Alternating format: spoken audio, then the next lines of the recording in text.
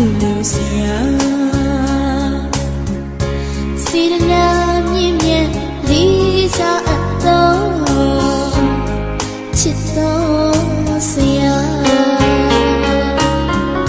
ဖျားတရားတန်ခါမိဘနဲ့နိုင်တ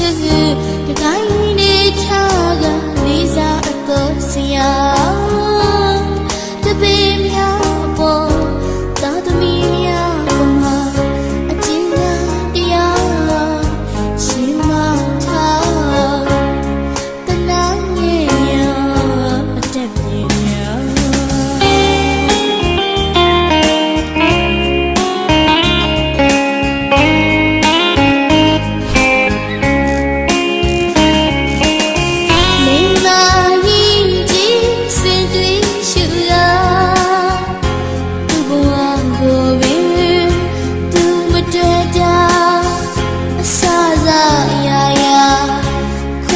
ချင်းနဲ့ချစ်ချင်းမြတ်တာအလေးထားလေးစားပါတော့ဒီဆရာ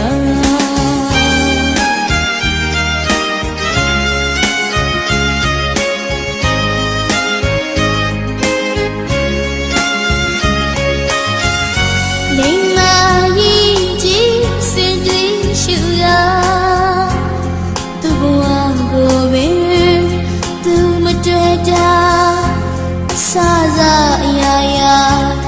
ခွင့်လို့ချင်းနဲ့ချစ်ချင်းမြတ်တာအလေးထားလေးစားပါတော့မြတ်ဆရာ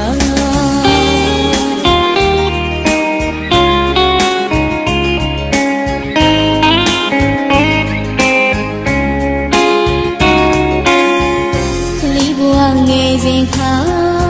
ဒီတလားအခရာဒီချာခနာပြတာတင်ကြတာတစီခြင်းသောစေတနာ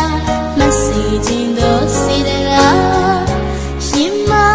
တည်တဲ့အိမ်မနေပဲသာဒုက္ခလေးပြတာအရေးရတော့လေစိတ်ထဲခြင်းရချော့တခါချော့တလေသိပ်ပဲဝိဇာပညာပေးတဲ့ဘယ်ဆရာမြတ်ဆရာ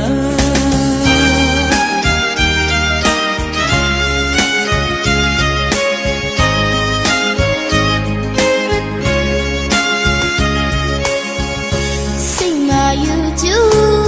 ရှိခိုးကြောကအာစရိယကူတော့တဘောတော့